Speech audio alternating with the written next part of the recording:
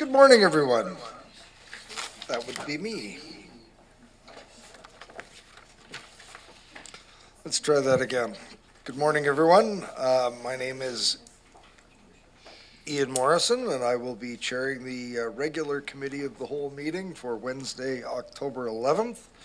I'd like to begin by acknowledging that the CVRD and we are on the unceded territories of the Quw'utsun, Malahat, Subasit, Halalt, Penelakut, Staminas, Layaxin, Pakwichan, Ditidat, and Pachidat nations, whose people have walked gently here for thousands of years.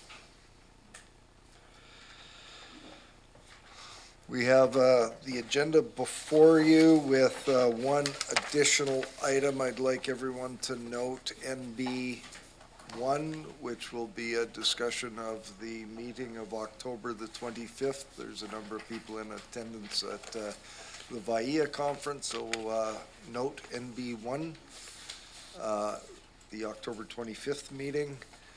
With that change, could I have a motion? Are there any other changes, additions to the agenda? Moved by Director Stone, seconded by Director Ishtash. Any discussion? Seeing none, all those in favor? Any opposed? None opposed. The motion carries. Ms. Boyd. Thank you, Chair. We have a motion that the meeting minutes of Committee of the Whole meeting of September 27th of 2023 be adopted. Moved and seconded. Any discussion? Seeing none, all those in favor? Are there any opposed? None opposed. The motion carries. Ms. Boyd. Thank you, Chair. We have no business arising from the minutes, and I don't see anyone in the gallery for the public input period. We do not have any delegations. However, we move to number 6, correspondence. Correspondence from the Cowichan Housing Association regarding a letter of support funding for the Cowichan Ending Homelessness Coalition Coordinator. The material was in the package. I'll go to Director Stone. I know that, we could refer this for some kind of report, but I think it's a letter of support and it's worthy of supporting. So I would just move that we provide a letter of support, recommend to the board that we provide a letter of support and that it be forwarded to the board for today's agenda. We have a seconder, and I think we might even have a draft resolution there. Would you like to read it out, Ms. Boyd? Yes, Thanks, we do. Ms. Boyd. Thank you. That it be recommended to the board on October 11th, 2023, that the board direct staff to provide a letter of support for the Cowichan Housing Association to accompany their regional application for a community gaming grant, Human and Social Services 2024-2025 for the Cowichan Ending Homelessness Coalition coordinator and supporting work. I move that one. It's been moved and seconded. Any discussion? Seeing none, all those in favor? Are there any opposed? None opposed, the motion carries. Ms. Boyd. Just, Thank you. for some reason, I can't seem to be connected into this meeting. Oh, well, Sorry stop to- everything. Sorry to interrupt. I don't know what to do. Let's I can take wait a to the end. moment I can and wait to the end. get Director Martman straightened away. Okay, thank you. Good thing you were in the room. There is no information. We're moving to reports. R1, report from the Parks and Trails Division regarding CVRD Parks and Trails Visitation Summary, January to June 2023, and this is a recommendation for information. Welcome. Good morning. My name is Mark Vandendungen, and I'm a Parks and Trails Planner here at the CVRD.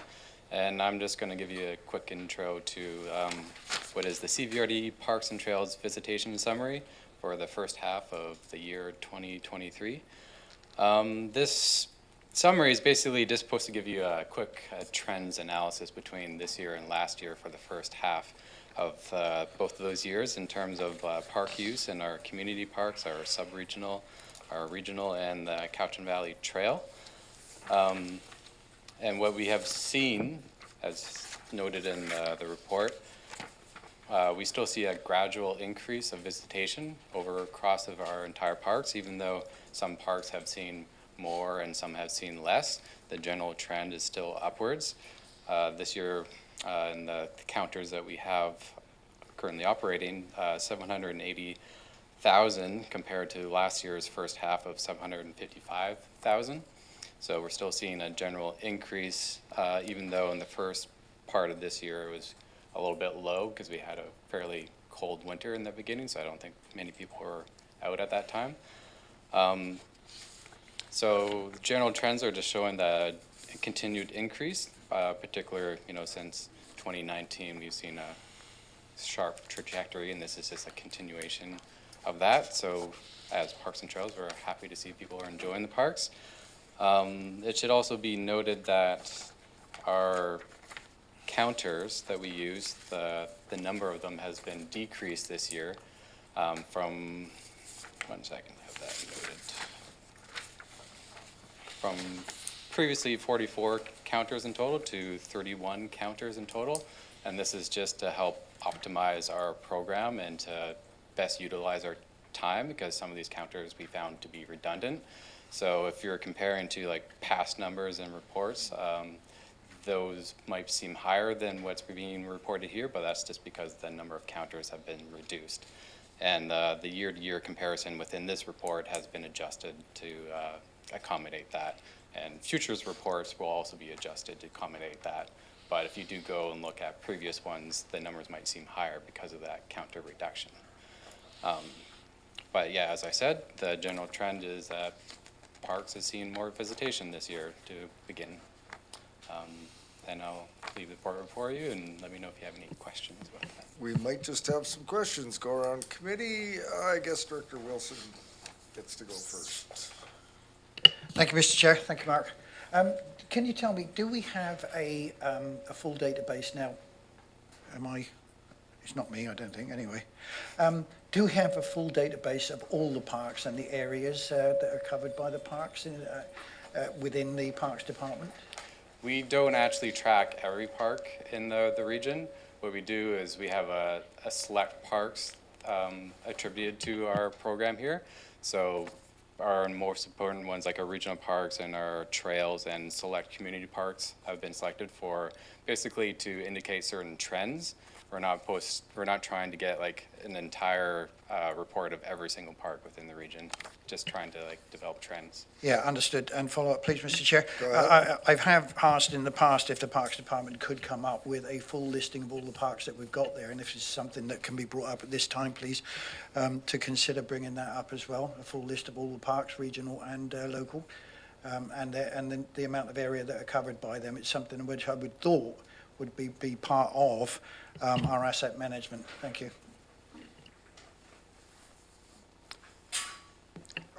Before you go on, is there a motion to that effect? I can make one if you like. Well, it's directing staff, and that would need to happen if we were going to be pursuing an inventory. So you still have the floor. In that case, then, I would like to make a motion that park staff look into getting a database together of all the parks that we have, regional, local, etc., because it's part of asset management. We need to know. I have a list. I think that Director Nicholson also came up with a list, and somebody else came up with a list, all three of which differ. So I would like to see an official listing of everything we've got so that we can bring this in as part of the asset management. This should also include the number of trails, and the amount of trails that we got. How many kilometres of trails do we have? You will remember that in a previous presentation, Parks came forward that with any new trails are going to cost somewhere in the region of $700,000 per kilometre. It's twice as much as the Banfield Trail recently cost from Banfield to Port Alberni. So I would like to see a full listing of everything we've got so that we can bring this into our asset management and plan for the future on anything else that we might be thinking of improvements. Thank you. Okay. Motion would be that we can come forward with. Is that okay, Alison? Thank you. So I'm debating as to whether to take a seconder or to hear from Mr. Farquhar first. So I will. Mr. Farquhar, go ahead. Your motion is still live. I'll look for a seconder after we hear from Mr. Farquhar. Mr. Chair, for the pleasure of the committee, in terms of our overall asset management program, completing and updating and maintaining a database that's inclusive of parkland and key assets, infrastructure, is part and parcel of the CVRD's asset management program. We're currently working on that with our asset management manager, but it's taking some time. I mean, as we know, we have a lot of assets in parks. We're also focused regionally on other departments, and I know the focus has been on utilities to start, as I think was updated to the committee of the whole not too long ago by our asset management manager. So we are working on it. I don't believe, Mr. Chair, a separate succinct motion specific to developing a line list of park areas is required, because that's part and parcel of the asset management program. And we'll be coming forward at the appropriate time when we have it together in our list as we develop with our asset manager. But if the committee wants to make a motion, it certainly can, but it would be just a motion for something we're already doing. Director Wilson.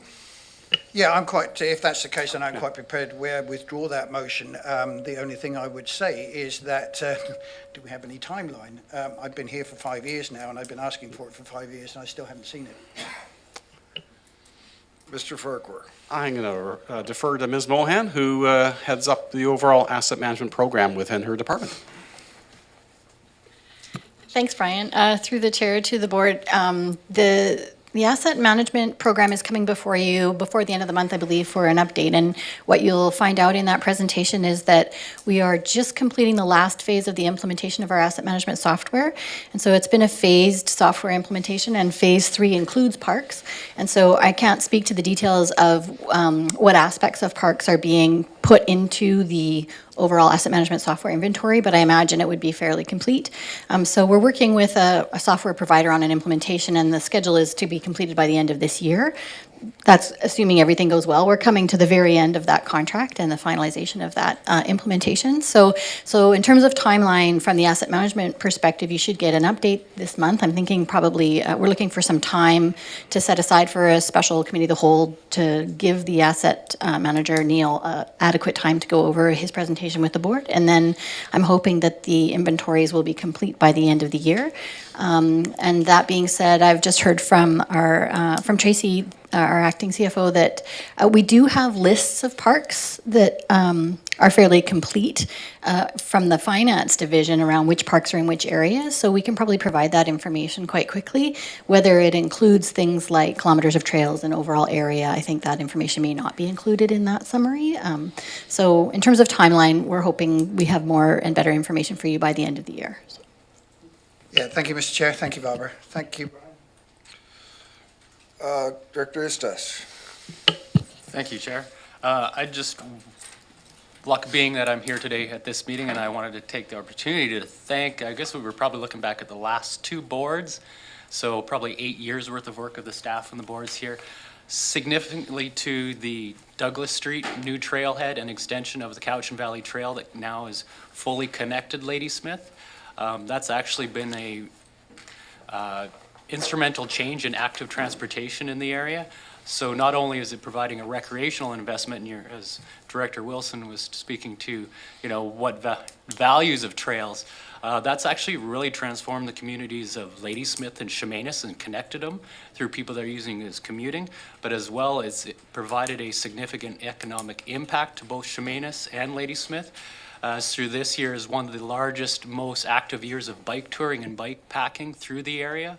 A lot of local businesses are making significant growth in their business because of this small investment. So not only just wanted to point out how much growth we're seeing at that Douglas Street that trail count there. So definitely want to thank the long work that it's taken to make those connections there. And then of course last year with the significant investment at the Saltaire new parking lot. So I definitely, as a user and a Chemainus resident, I wanted to thank that.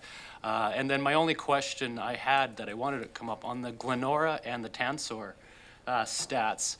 I think what we're probably seeing there, and I just would like to confirm, was those were for the washouts, both, and also upgrades of BC, well actually it's BC Transportation that manages the south side of the river. So they were posting lots of shutdowns, and I'm in the BC bikepacking groups and the gravel riding groups, and both groups were telling people to avoid the areas. So as an avid cyclist and bike packer, I saw that people were specifically avoiding those. So is that something that you saw? Yeah, because of the weather events that happened through the late fall of last year and the beginning of this year, we did see some sections that people kind of avoided because of washouts and like snow pack and all this kind of stuff. So yeah, we have seen that, and it is shown in particular areas where we do see a decline. Even with those kind of effects, that we're still seeing a continuation of numbers and slight increase, but we expect going into the summertime and the rest of this year that it'll be a drastic increase after that. Yeah. Director Nicholson. Yeah, just on that, I think Holt Creek Trestle is still closed, maybe. Yeah. I have a comment, question maybe for Brian Farquhar. I think I have to agree with Director Wilson. I think it's really important to understand what we have, because parks and trails are an incredibly important part of our community, and we really need to understand what we have. And so it as well as sort of a listing of parks names and sizes and so forth, we really should have an inventory of the ecosystems that we have in those parks. And I also think on the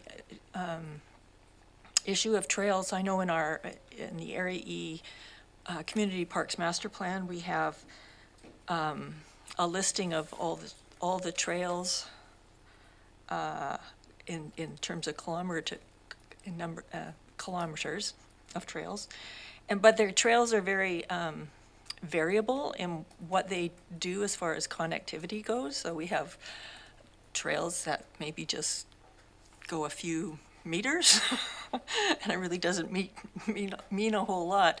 Although when you add it all up, it looks impressive, but it doesn't take people anywhere. So I think that the issue of connectivity and the type of trail is really important to consider. So I hope that's part of what your plans are for the asset inventory. Mr. Farquhar. Mr. Chair, through to Director Nicholson. So there's two elements. Yes, we do have different standards for our trails, and we will certainly be looking to ensure that our database reflects that, because we have everything from the multi-use Cowichan Valley Trail right down to what we call single-track trails, and the investments for those different types of trails are different. So understanding both in terms of future ongoing maintenance, having an idea of what those level of standards are for those trails will be important in terms of budgeting. With respect to our community parks and even regional parks, the ecological, environmental values and the ecosystems within those, certainly we will be looking for direction from the board overall in terms of what the expectations are in terms of inventories and how those inventories are conducted, because there will be costs associated with that, because we do not have in-house staff capabilities to be going out and doing environmental inventories. So I know for certain parks, such as Stony Hill, when we're engaging in doing management plans, that's part and parcel of the work that's done specific to an individual park. But if there's a broader interest to be seeing, approaching our park system in terms of the ecological values and the environmental aspects of those parks, we can certainly bring forward to the committee and to the board, both for community parks and for regional parks, an idea of what it would cost to undertake such inventories, because it's not just a single point in time. As we do with our invasive species management program, you do an initial investigative work to understand what the extent of invasives are. There's work done in subsequent years to address those invasives, and then we're doing follow-up to ensure or understand the success of the investments being done to manage or remove invasives. So certainly if that's the direction of the board, we can bring forward information that will advise on what it would take in terms of resources and costs to implement such programs. Follow-up. Just a quick follow-up then for the board's interest. I've had people approach me in the community that are really very interested in seeing perhaps schools get involved in helping with mapping of our parks from an ecological perspective. Thank you. Director Manhouse. Thank you, Mr. Chair, and thank you for that presentation there. The question I get asked on a very frequent basis is, when is the construction or the work going to be started on the Sherman Road, Aguirre Road Trail? I know we got okay from the Ministry of Environment, I do believe, and we have close to $1 million. for that. And the question is, when is it going to start? It is, people use that trail for, back and forth to school, going downtown, walking downtown, and for recreation. Mr. Chair, through to Director Manhas. Yes, we were asked similar questions. As the committee is aware, we had a significant washout there during the November 2021 event, which resulted in that section of the Cowichan Valley Trail being completely washed away. We were very fortunate a little bit earlier this year to have an announcement through the Provincial Disaster Relief Program to bring 80% funding for investing in replacement of that washout to ensure that the trail continuity remains in place. We are currently working with our procurement to go out to market to get a contractor, and we're hopeful to see that out fairly shortly in terms of an invitation for tender so that we can see the works proceeding once we've got a contractor on board. But there are fishery window issues that are also to be addressed. And so the timing of that works will be completely contingent upon what those environmental regulatory authorities allow in terms of works in an active stream. Is there any timeline that I can go back and tell the people, say, 6 months, 9 months? So at this point in time, we don't have an exact timeline, but I'm going to suggest that it's likely going to be into 2024 that work will be proceeding. So that we're going to also have to ensure that for the contractor, they're going to have to get the various permits and approvals to ensure that when the works are being done, in particular, I said it's Bings Creek, so it's a fisheries creek, so we have to work within those stringent constraints that the environmental regulatory authorities have in place. So with that, we're looking at 2024 for the work to be done at this point in time. Thank you. Yeah. This is for Mark, actually. I think I read in the report there that there were some, you noted the smaller number of counters, and did I read in there that there may have been some equipment failure and aging out of some of the gear? So, understanding what I'm hearing directors say around the table as to wanting to have accurate data, is the current number that you have in play going to be sufficient for meeting that sort of desire for data? And we've had some of these for quite some time. Is there a look forward to replacing that gear or upgrading of that gear? And has there been any investigation in that area?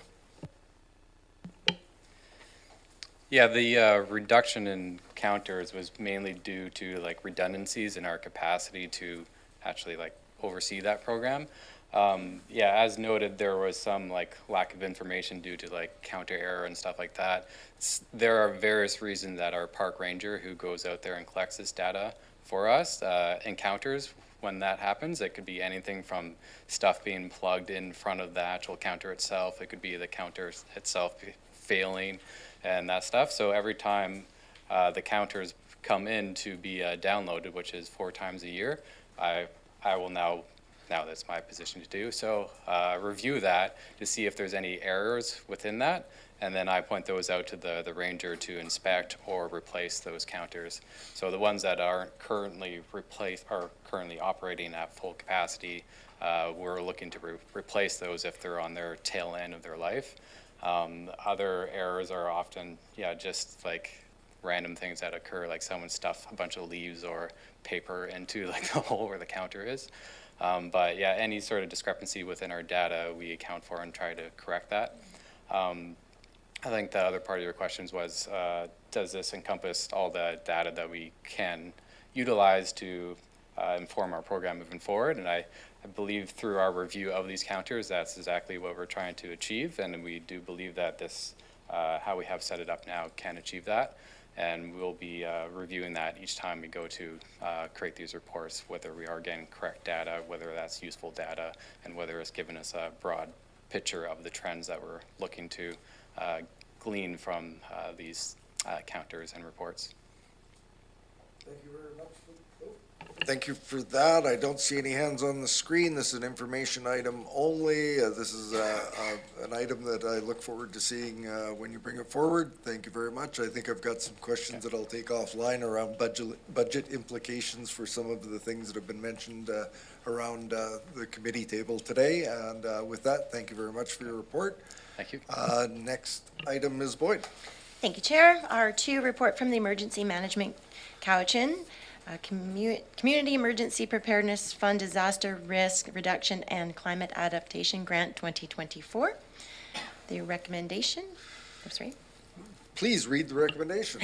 Thank you, Chair. That it be recommended to the Board on October 11th, 2023, that a grant application in the amount of up to $300,000 be submitted to the Union of BC Municipalities Community Emergency Preparedness Fund for disaster risk reduction and climate adaptation. I thought I saw Director Stone moving that. Is there a seconder? It's seconded all around the room. Any discussion on this item? Seeing none, all those in favor? Are there any opposed? None opposed, the motion carries.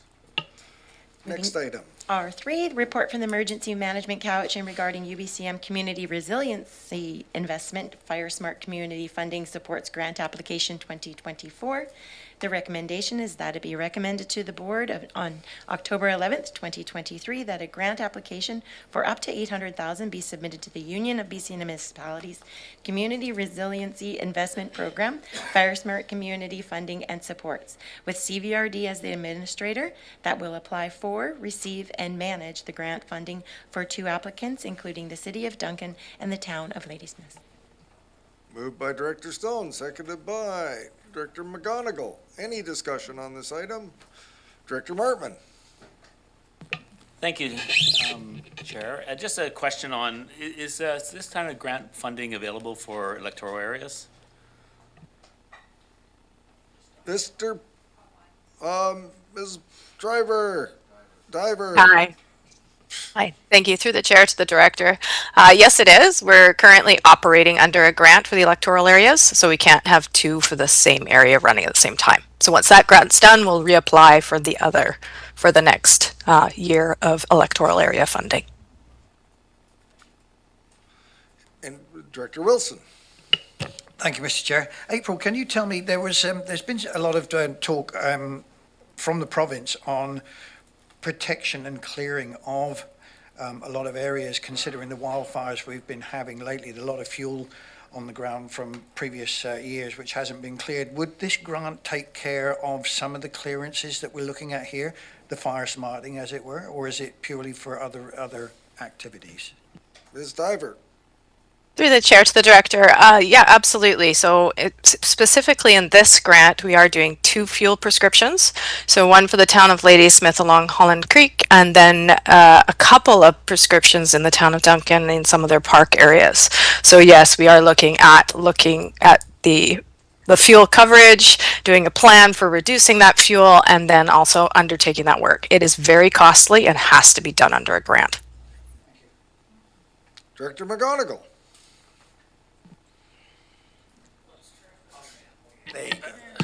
Thank you, Mr. Chair, Director Wilson, for helping me there. A great program, very successful in the town of Lake Cowichan, continuing with the Fire Smart program. I think we're one of the largest Fire Smart neighborhoods in the province per capita, so hoping that others will take this into consideration. I have had 2 assessments personally on my own property. I didn't fail, but there are a couple of things that I do need to do. So on my next inspection, I'm sure that they will be done and rectified. So a continuation of this program throughout will give some safety to the communities that are involved. Seeing no other hands up, I'll call a question. All those in favor? Any opposed? None opposed, the motion carries. Ms. Boyd. Thank you, Chair. We have no unfinished business, and the new business on the item today is the board meeting coming and committee, the whole meeting coming up on October 25th.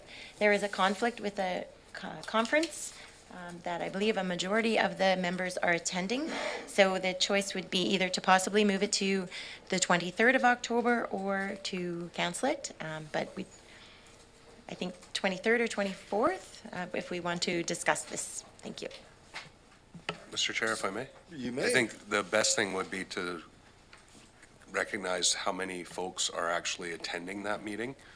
I understand, just informally talking with Mayor Douglas and his council members, the majority of their council is going other than Director Toporowski. My council is attending. I know Director Wilson has, I don't know if he got a refund, but he's decided he can't go. Did you get a refund? I just asked the question. Yeah, I wouldn't give you a refund this late, but that's me. You're attending. How many of the other electoral area directors are attending? It's just me. Is it just you? Yep. Director Staples, I saw her hand on the screen. I think she's attending, or she wants to speak. Just attending. So I think and Director McGonigal is also attending. So the municipal directors seemingly are all attending other than Director Toporowski. I would suggest that if it's depending, I haven't seen how the agenda is forming yet, because we'd usually do that meeting next week. But I don't know what staff's recommendation might be, but I don't know if we'd even have enough alternates to make more than a bare quorum. Just doesn't seem like the right way to do business, if possible. Director Martman? I just noticed in November, we have 5 Wednesdays, so I don't know if that provides an opportunity to fill in a spot. Because we only do 4 Wednesdays a month. It does. Ms. Boyd? Thank you, Chair. If you would like, we can make a motion to cancel the October 25th meeting and then direct staff to look at that third option, or the option that was just brought forward in that extra meeting week. And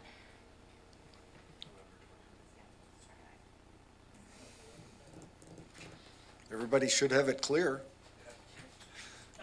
Director Stone? Just as a follow-up, I think more of the sensitivity would be timeliness for anything from staff. If staff feel like that's reasonable, because then we'd have that 4-week gap between meetings, then great. Okay. All right. So we don't need to make a motion. I think we can let staff investigate it, and then we can make the motion at the board if we needed to cancel. That's even easier. Ms. Boyd, next item. thank you for the discussion. I don't see anyone in the gallery for question period. We move to a closed session, that the meeting be closed under the Community Charter, Part 4, Division 3, Section 90, the subsection 91A, which is the appointments. Do we have to go out and come back in? Okay. Then motion to move by Director Segal, seconded by Director Abbott.